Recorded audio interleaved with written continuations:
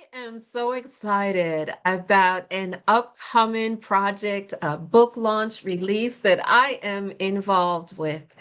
I am working with the Dear Black Woman brand, and myself and 15 of my closest friends, shall we say, we have co-authored a book for you.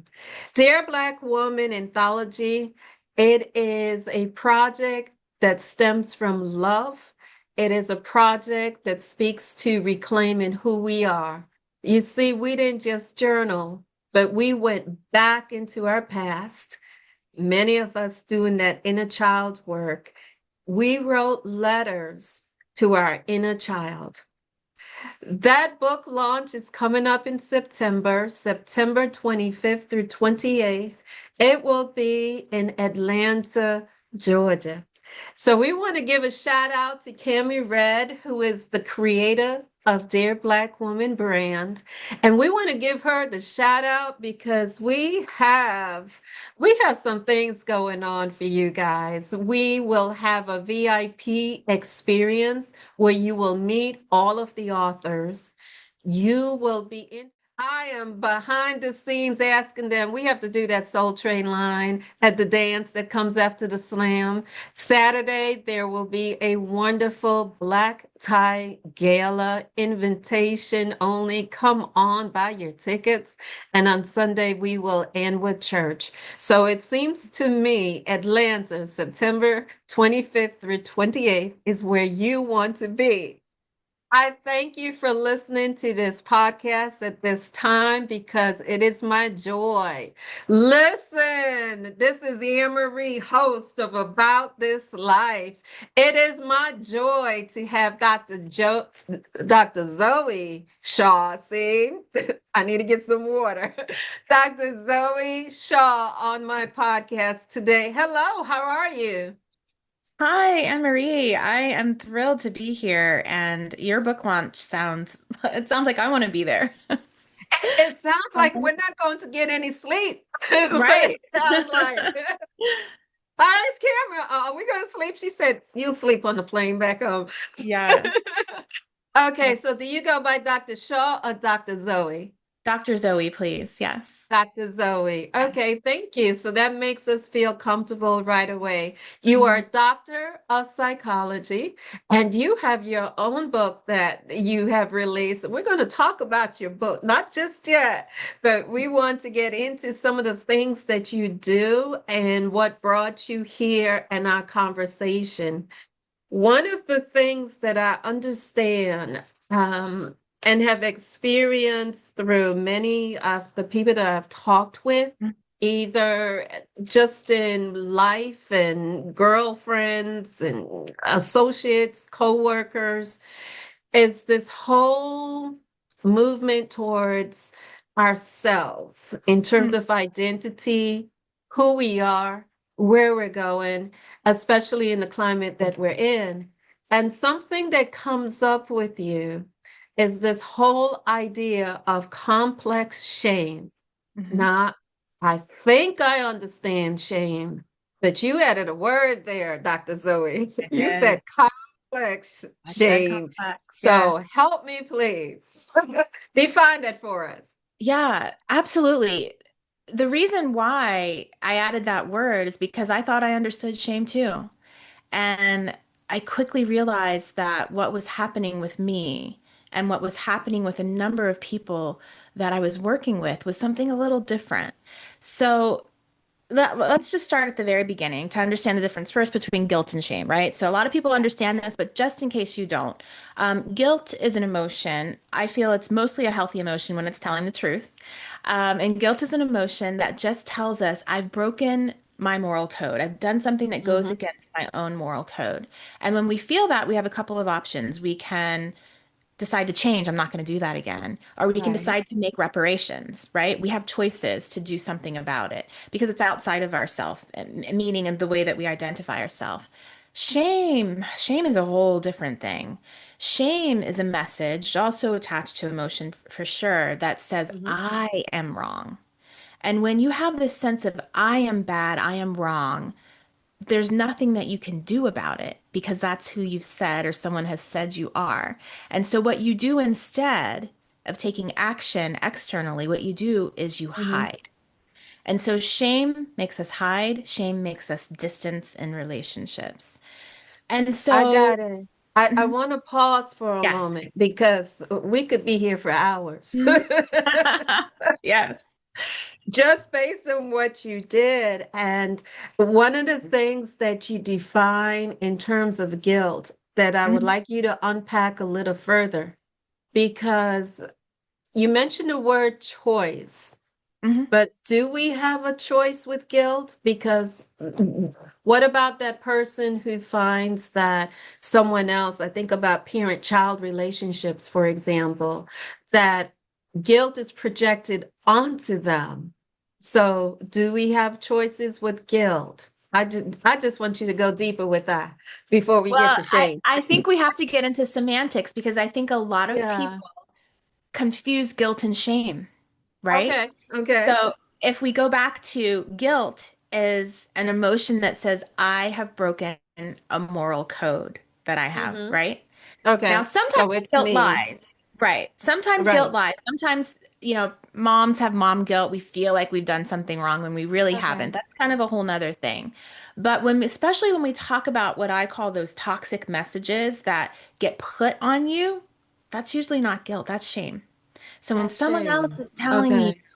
you are wrong, anything negative about you, that's us putting shame on people. Now we can talk about why we do that as a Okay. society.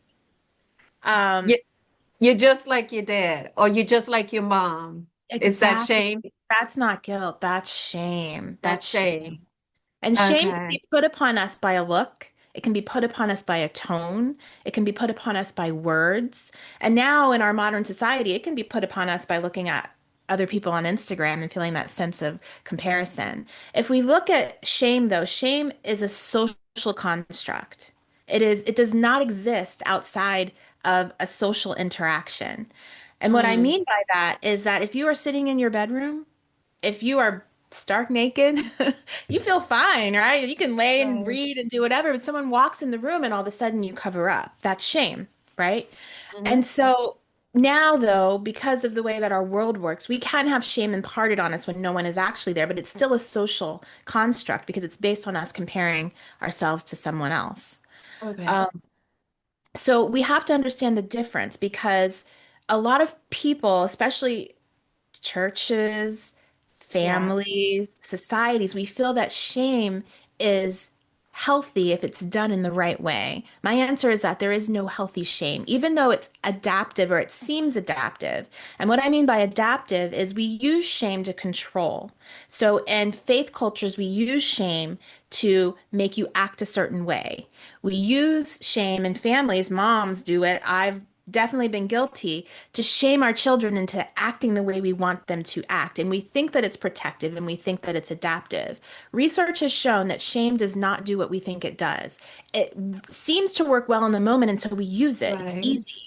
Shame does not stop behavior. Shame makes behavior go underground. Shame makes people hide. It makes people deceive. It makes people feel, Mm, it just creates all of this negative energy and emotion inside of us. It makes us passive aggressive.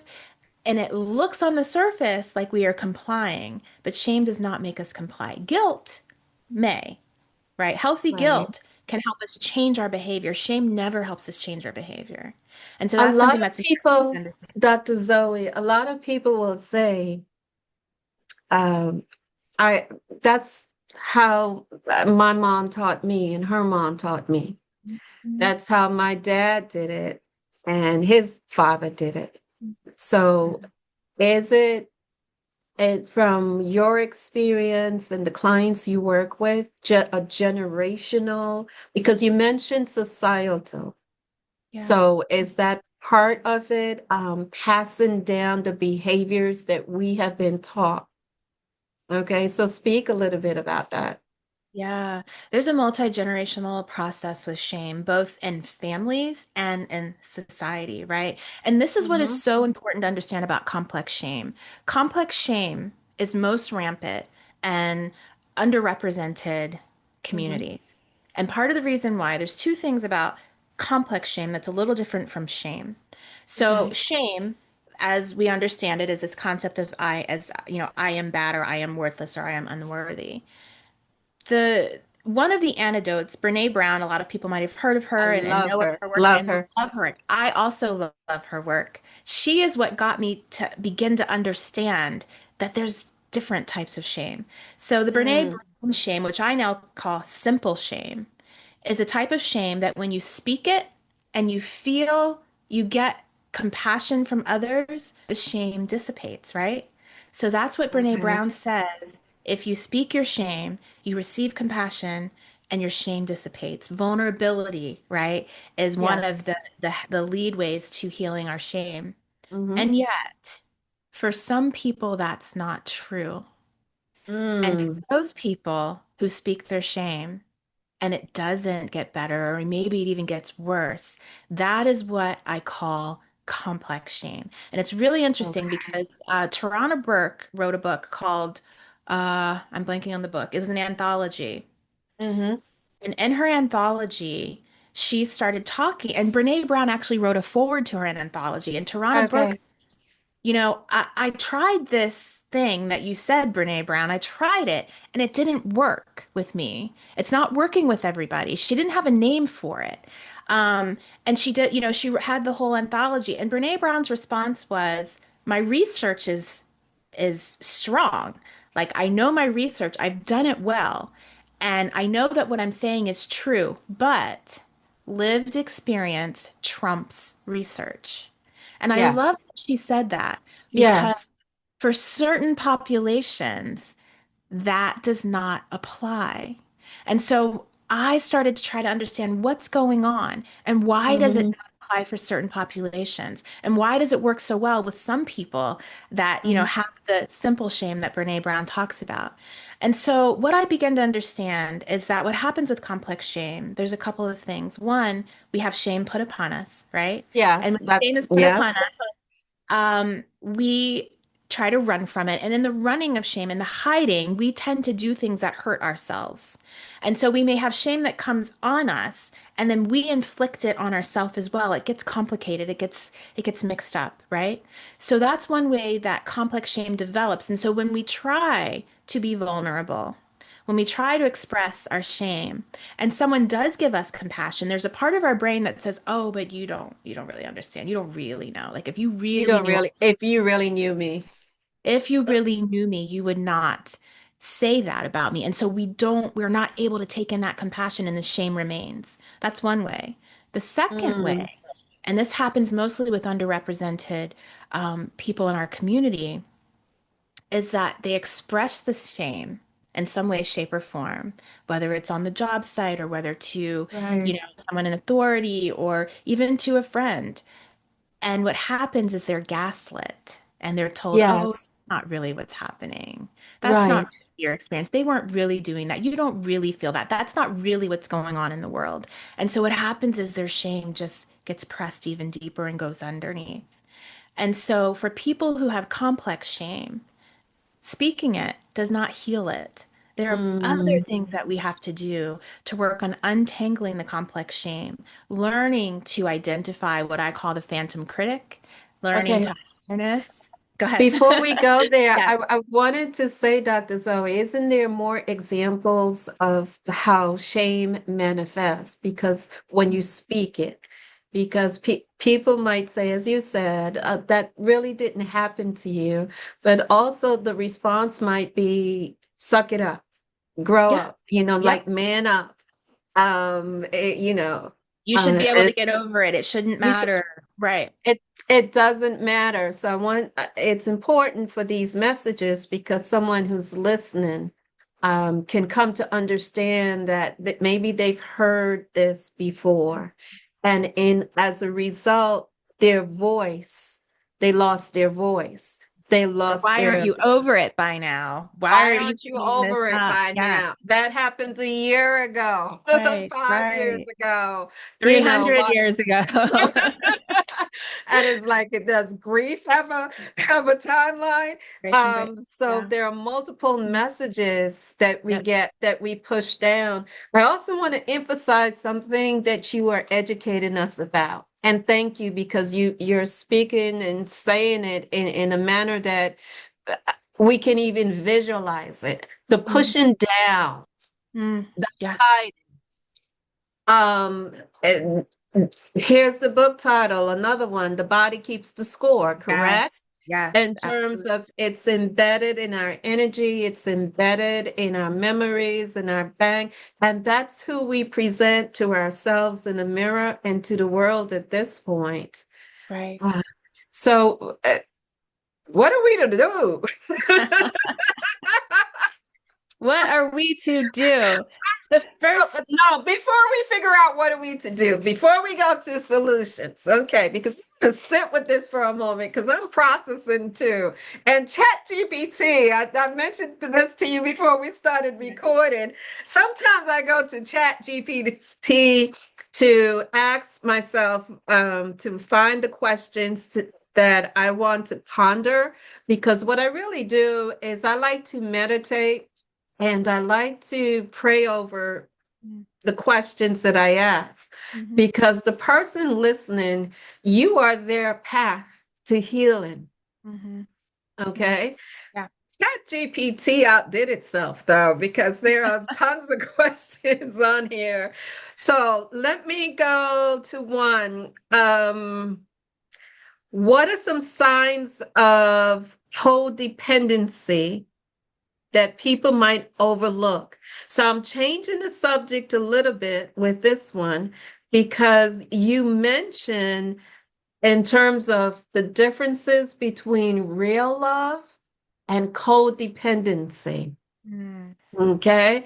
You have said real love is freedom and individuality, but codependency is self-abandonment. So we've got shame covered. Talk a little bit about codependency. Well, shame and codependency go hand in hand. People who have complex shame tend to also experience codependent relationships. And the reason why is because shame makes us hide, right? Shame doesn't just make us hide generally, it makes us hide in relationships, it makes us hide at work. We can talk about that as well. Um, so what happens? There's a couple of things that happen with codependency. Well, the first thing you asked was signs. One of the things that I think a lot of people don't understand is people tend to think that people who are codependent are weak. And actually, what I found is the opposite. People who are codependent tend to be very controlling. Their drive is to control the emotion of the other so that they feel taken care of and feel safe and good. What they aren't Mm, able to do is just kind of sit with their own and allow other people to have theirs. And the reason why is because of shame. And so when we are in relationship and we are shame bound, we are experiencing complex shame, we are hiding. And so when our partner or the people in our life love us, they may love us deeply. What we feel instead is they don't know us. And whether we're feeling this consciously or mm, not, and often it's not a conscious thought, but it's this sense of because you are hiding and this person loves you, you have this idea, but they don't really know me. And so no matter how much they're loving you, you do not feel loved. And you respond to that wow. person in Wow. such a way What? as not Just feeling. wow. Yes, yes. And so that is how complex shame is so dangerous for us in relationships because it sabotages them. I And need for that's you to why I say say that health. again. And I need for you to run that back. Say that again. Yeah, because when we have shame, shame causes us to hide. That's a universal thing. When we Right. show up in relationships, we're hiding to some extent. Sometimes it's a large extent, sometimes it's small. And when our person, friend, partner, Hmm. whoever love us and love us deeply, we are not able to feel or accept that love because we know that they don't really know us. And Then so, go ahead. I'm sorry, interrupted. My question then, though, how do you know that you're not accepting this person's love? because you feel a sense of shame versus you're with someone that is actually taking advantage of you because maybe they don't love you. How does a person navigate those waters? How do you not say that shame isn't a cover for everything? So, how do you become discerning? I guess this question. How do you Mm, discern? Is that's that so through good. time and experience or? Well, boundaries are a part of that, and people who are codependent tend to have very low boundaries. They tend to struggle with being able to put up those boundaries, and so they do tend to be taken advantage of. And so part of the work is learning to put up the boundaries, which is really scary because your fear is that when I put up that boundary, because I Mhm. myself am not worthy, right? I have to do and give and control and create in order to be in a relationship that if I put up that boundary, then they will Mhm. not love me.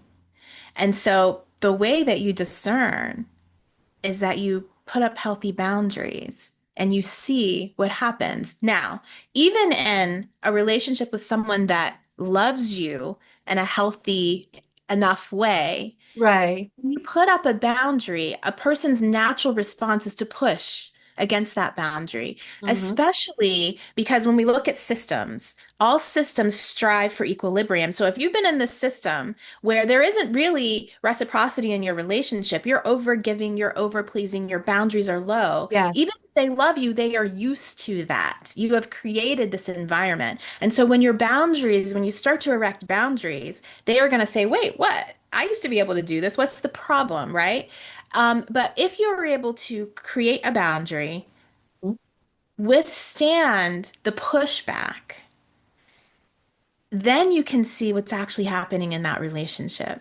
Because once kind of the Wow. wave of pushback is over, the system will still seek equilibrium. And either this person who Mhm. loves you is going to come and show up and be there, or they won't. And either way, unfortunately or fortunately, it's a gift. It's a gift because you're at least you're self-aware. Correct. Right? Yeah. Dr. Zoe, okay. I'm here. Get from guilt to shame, Mm. codependency, boundaries, control. Oh my Yeah. gosh, we have Yeah. touched upon those subjects. Tell us about your book, and then we're going to jump back. We're going to jump in. I want to pause and as if we're doing a commercial break.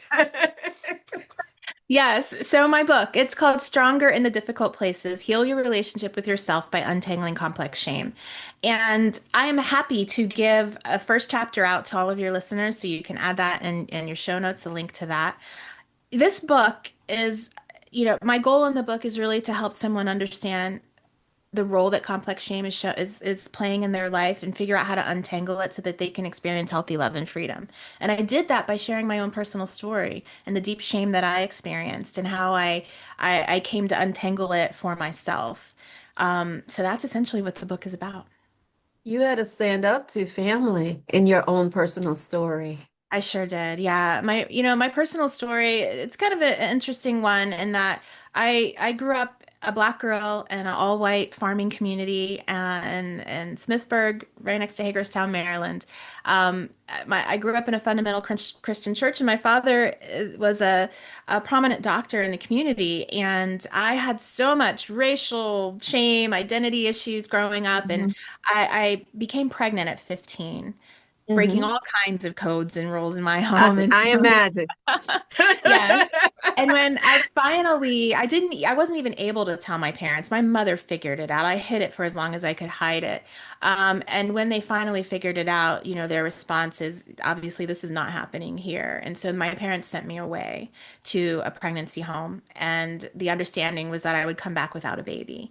And the compliant child that I was, I did what my parents wanted me to do, and I came back to Mhm. pretend like nothing had ever happened. I was at boarding school, was the understanding. Right. And so that really started my deep shame journey. It was already attached to my, racial Mhm. identity shame Mhm. that I experienced and some of my religious shame that I experienced growing up in the purity culture and then having become pregnant at 15. And I doubled down. Hmm. hiding my shame by covering with all kinds of accomplishments and achievements. Academically, I excelled. Overcompensate in other Yeah, areas. yeah, Right. I excelled athletically. I got a scholarship to UCLA. I married an actor when I was 19, and just I was trying to run so fast and so hard from my shame, and I did a really great job of it. It all came to a head when my firstborn kept daughter, my now fourth child, was born with a rare genetic disorder, Prader-Willi syndrome. And I truly believed in my warped shame lens that God was punishing me and her for having placed my first daughter for adoption. And that's Right. really when my shame hit rock bottom, and everything began to kind of untangle, and this amazing dam that I created just was destroyed. And so I had to kind of just go through all the murk and figure out how I could help myself and heal myself. And it was a process. I was already a licensed Hmm. therapist working with clients. And ultimately, I shared my shame story at my father's funeral in a kind of lifetime Mm. scene, and told my family about my daughter. And that's when that was my first little chink in the armor that kind of just broke open when it came to releasing my shame. And it was an amazing beginning of my healing. But like I said, with complex shame, just sharing the story Hmm. doesn't create the healing. And so that started me on my own journey of understanding shame, and that's how I got to writing this book. To write where you are. So how did you find your voice? Because I hear you say that, you spoke at your father's funeral, but it's not, I don't think, like, you got up one day and said, okay, this is the right time for me to say it. How did you find your voice? How did you find, and understand, like I heard you talk about your other daughter and how questions started to arise. But a lot of people might stay with the questions.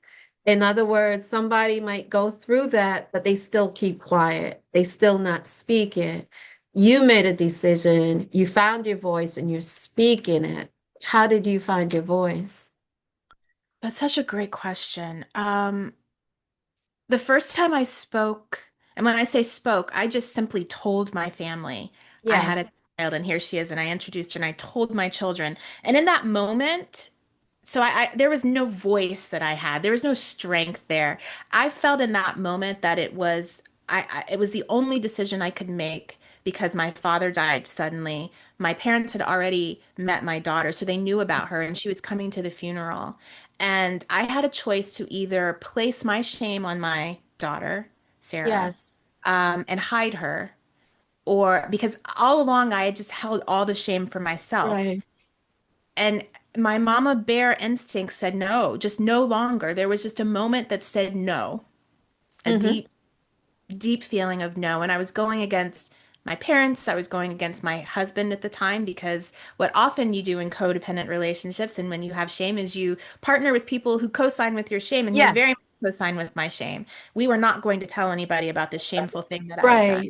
Right. And so I, in that moment, really, as a codependent person, protecting my daughter, I spoke the truth. It wasn't really to protect me or to stand up for me, to be honest with you. It was because I was not willing to place that on her. And so that began my journey of learning to find my voice. But it took me a number of years before I actually found my voice. Absolutely. Yes. So And what I sometimes we hear have you to act before we feel any sense of strength. before we Yes. feel. So Yes. so what I hear you saying is that it's possible to break generational cycles. It Oh, takes an so act of possible. courage. It does take acts of courage, and that's why in the end chapter of all of my books, I have a little section about hope because these Yes. topics, codependency, shame, grief, like Yes. all this stuff, it feels so Courage, murky. control. Who wants to talk about that? Who wants to read about that? But there's beauty in releasing it, and there is hope. And I just want everybody to know that yes, there's nothing really that special about me. I just did something really scary, and I kept doing something really scary, and I decided I didn't want to stay in that darkness. And so I pulled and crawled myself out of it. But there's nothing very special about me. It's just that I was done. Well, I would disagree with you because I think anybody who's willing to pull and crawl out of the darkness, you finally reach a tipping point. It's the tipping point. Yes. And then you just decide it puts a new perspective on the phrase walk towards the light. Yes. Because when things are opened and released, then the shame that you speak of can be a light for somebody else who needs to see a pathway moving forward. So Right. that is what makes you special. Well, thank That you, is but what makes you special because it um listening to you and we can talk about it and it's actually very interesting because we can laugh about it too, right? yeah, But when yeah. you're going through pain, Mhm. My gosh. you don't know and people you love and their reactions, that's very real, and you don't want to lose that, quite honestly, when you're going through all of that maelstrom of circumstances. It's quite the feat Oh my to goodness. walk and crawl your way out of it. Right. So it is an act of courage and it speaks to your story. And you've broken the cycle for your Yes. daughter. You've broken a generational. And can you imagine how your daughter feels that my mom acknowledged me? My Mm. mom really, really, really loves me. Mhm. And she did this for me. And Mm. uh, that's something you can't quantify. Right. Um, that's just something beautiful. So you found a pathway out. I want to go back into the story then, what you were sharing earlier, because you educated us Mhm. on all of the complex shame. I got it now. I thought I knew. But for our listeners, in terms of what are some solutions? What can they put in their toolbox? What are some, usually it begins with messages in your brain, but then it Right. might extend to I need to go get help. So Mhm. what's in their toolbox that they can use to climb out underneath the weight of the shame? For me, for example, I mentioned I did the inner child work. Mhm. That Yeah. that was eye-opening. Mhm. What would you suggest? Well, first, that's the reason why I share my story is because I don't want people to wait 10 decades or two decades like I did, holding this shame, right? When you Mhm. can let it go and you don't have to wait for a rock bottom. You don't have to wait for a tipping point. A tipping point might come in your life, but why wait? That's why I share my Yes. story. And so what can you do? The first thing is to pay attention to where your shame exists. And so Mm. you figure that out by paying attention to where you're hiding. Whenever you feel the need to hide, that's where your shame is. Where you hide the most, that might be where your complex shame is. And Okay. so if you can just start to pay attention to when you feel that, oh, I don't want them to know, or I don't want them to see, or I better not share, or I better cover up, that's where it is. So once you begin to identify where your Mm. shame is, now you want to start unpacking it. Where did it come from? Where did those messages come from? And that message is what I call the phantom critic. And the reason why I call it the Yes. phantom critic is because it is a phantom. It's usually about past. It's a ghost. It might be a year Hmm. ago, 3 decades ago. And often what happens is when we leave relationships, especially toxic ones, we think that we have left all of that and we're moving forward. But what we Right. often do is we leave a place or relationship and we pack up all the The messages. We just things. take them with us. Take it We're with like, you. I am now going to be the carrier of this baggage. And then we just inflict it upon ourselves. And so you Yeah. need to figure out number one, where are you hiding? That's where your shame is. What is the shame about? Where Mm. did it come from? Let's go back and figure out those toxic messages. And it usually is hidden in the words that you say to yourself when you feel your most angry, frustrated, confused, sad about yourself or about a situation. And once we begin to kind of untangle those and figure that out, then what we need to do is we need to look at what am I co-signing and what is mine, right? And Hmm. in many ways, it doesn't actually matter because part of the reason with complex shame that we can't accept that compassion is because we haven't forgiven ourselves. And there's always, always one Right. iota or maybe a whole lot that you can figure out in your mind that you are to blame for, whether you were a rape victim, whether you were, you did something to someone else. Mm-hmm. Mm-hmm. Everyone who has shame about something can figure out this is something that I did or should have done. I should have, would have, could have, right? And so we've got to take that. And this is where it gets a little controversial because Right. we never want to victim blame. And so many therapists are so, aware of not wanting to victim blame that when someone starts to blame themselves, we want to say, oh, no, no, no, it wasn't your fault. It wasn't your fault. It doesn't Right. work.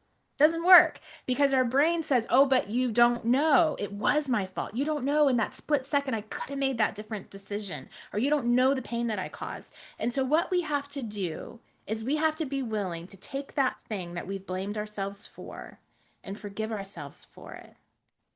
And when Mm. we're able to go ahead and take that ownership, whether we really did it to ourselves or not, take the ownership of whatever we did in that split second or whatever we Mm-hmm. did overall and work on forgiving ourselves. Now, when I talk about forgiveness, I know so many people have a lot of problems with forgiveness and self. Yeah. I ask you to just say, and this is not my quote, it's Jopolinsky's quote, is that forgiveness is giving up all hope of a better past. Hmm. That's it. If we just look at Right. that, then we don't have to get caught up in who did what and how. Forgiveness is giving up all hope of a better past. And so when you can work on that, and it's not easy, but when you can Hmm. work on giving up the hope that you could have done something different, that anybody could have done something different, then you can begin to untangle some of that. And now you can talk about it. Because if I give up the hope that I could have not placed my daughter for adoption, that I could have stood Right. up, I could have not gotten pregnant, that I could have done all these things, now I've begun to kind of separate it a little bit from myself and I can talk about it. And as I begin to talk about it and I receive compassion for other people, people don't blow up and decide they Hmm. don't talk to me or see me anymore. And I've already forgiven myself for it. Now You're I can free. give their forgiveness. Now I have the and there's maintenance that needs to happen, just like that book, The Body Keeps the Score. We do hold our shame Yes. in our bodies. And shame is not something that will ever go away in Hmm. society or ourselves. But when we can get to a point where we feel shame in a moment. And this is what I do now, and I love it. I'll be in the middle of doing something, and somebody says something, they trigger, and I feel that sense. I'm like, oh, I know what that is. That's shame. I see it. I see the shame. I know exactly what to do with it, and I can just let it go by because I Right. know it, and I know myself so well that when shame comes, it's fleeting instead of binding. And that's the point that I want people to get to, not to never feel it, but to recognize it when it's there and to be able to immediately let it move on. Okay, so Dr. Zoe, this is Mhm. going to be one of those episodes where people are going to have to pause, go Yes. back, and pause and go back. Because I don't know, once you listen to this, you have said a great deal, like in just a few minutes' time. And it is so many jewels, so many gems in there. Excuse me. So, for example, when you talk about hiding and that being the common thread, I Right. think about how many people are walking and we're wearing masks Yes. because there's something about ourselves that we are hiding, Yeah. and how to pinpoint, because on the conscious level we might say, oh, that happened to me and I hid it, but then there might be something underneath Mhm. even that part, Yeah. because it could be several layers deep. Yes. There are always layers and layers and layers. There's If you've layers and lived layers and any amount layers of time. Yes. because you gave up your daughter for adoption, but then we can think about the micro aggressions that happened in the community that you grew up with was part Right. of the shaping and forming of not just your own psyche, but that of your parents. Right. It's layered. There, It's so so layered. It is. there is so much to go with it. And then You talked about, um, co-signing. I was fascinated when you were speaking about co-signing with shame. So you might think that you're co-signing with love, or you're Mhm. co-signing with infatuation, or you're co-signing in terms of having a healthy relationship. You packed up suitcase, goodbye, send them light and love. And people run into new relationships, but you're bringing all that stuff into the new relationship with you. So speak to why it's important to heal before you start looking for new things, for new love. Why is it so important for us to do some healing first? Yeah, I co-signed by telling myself that my job is to be the submissive wife. And so I must do Mm-hmm. what my husband wants. And if he wants me to keep all this silent and hide it, then I must do that. That was a lie I told myself. It was a rationalization. It was easy for me to just say, okay, I'll do what he wants. Then I didn't have to Yes. think about it. I could just kind of let my shame just kind of coast.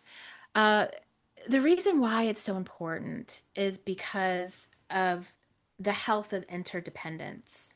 Yeah. So interdependence is not the same as dependence, and it's not the same as So codependence. I have a new term. Wait a minute, I gotta write it down.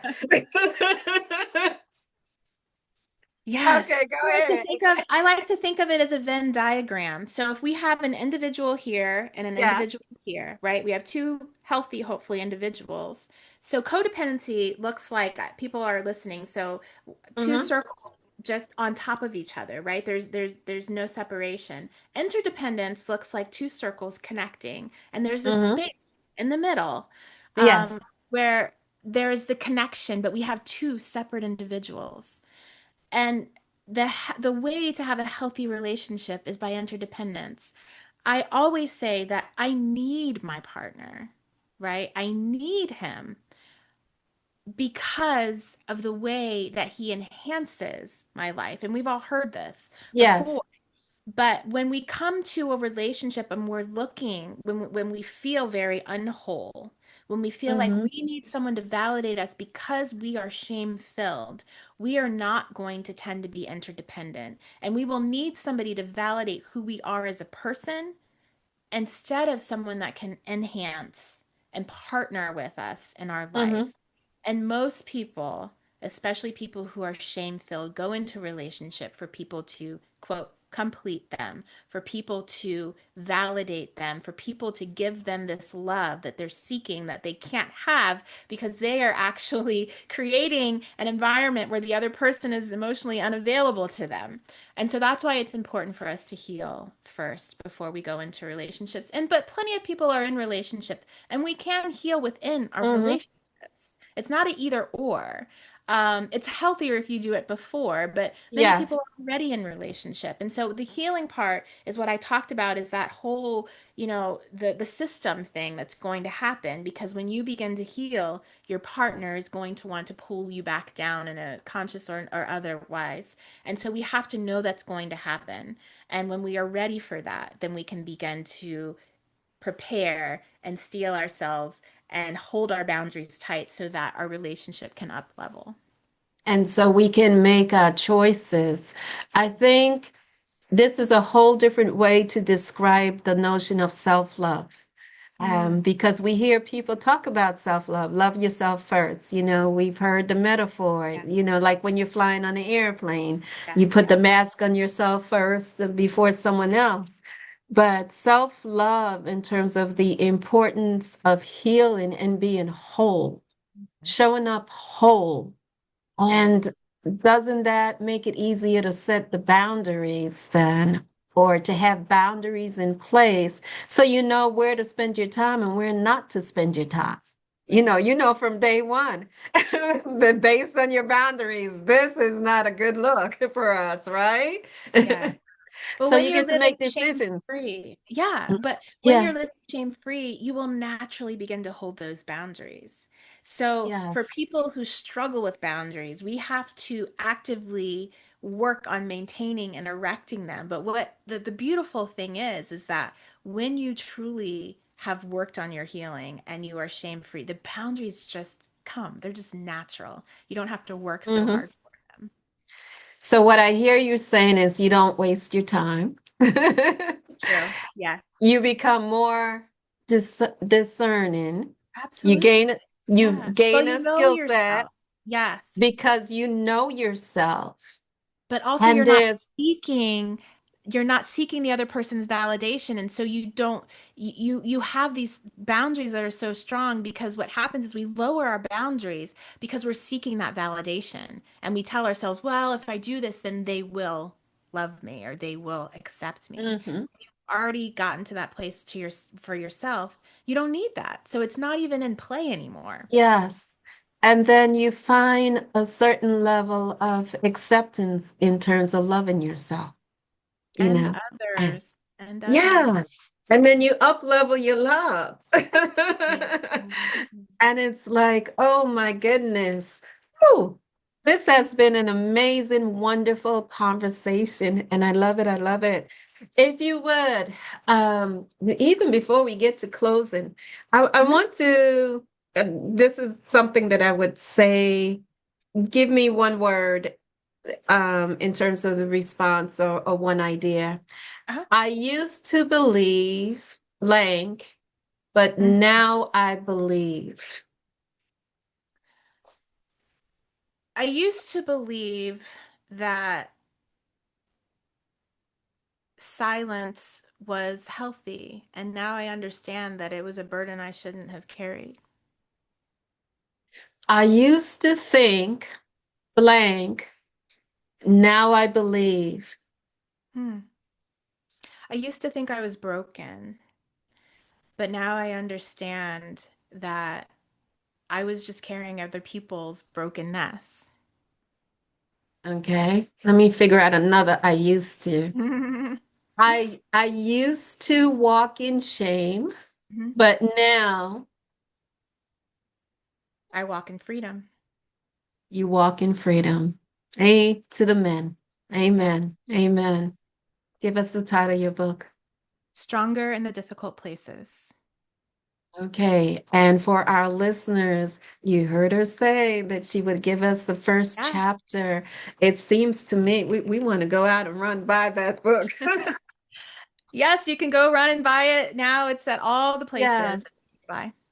I would love to have that chapter and to offer it to my listeners. So I would appreciate that. And we will put it in the show notes. And as for myself, Dear Black Woman Anthology, we are releasing our book in September. Tickets are on sale now. Oh my goodness. It's going to be an amazing weekend in Atlanta, the last weekend in September. You don't want to miss this Black Tie Affair. It's going to be exciting. It will be. And when I think about this show, about this life, where the purpose of About This Life in terms of the podcast is so that people can look at their existing beliefs Mhm. and be able to navigate and make choices about what they need to let go. Mm. You certainly have brought that to this episode. So I want to thank you for your contribution and the education that you've given. I don't take it lightly when I say people, you're going to want to pause, stop, rewind, listen to it again, and see, because there are so many jewels that you gave us today. So my thanks for coming on the show. I appreciate you. This is Anne Marie, host of About This Life, where we are changing our lives one day at a time. Take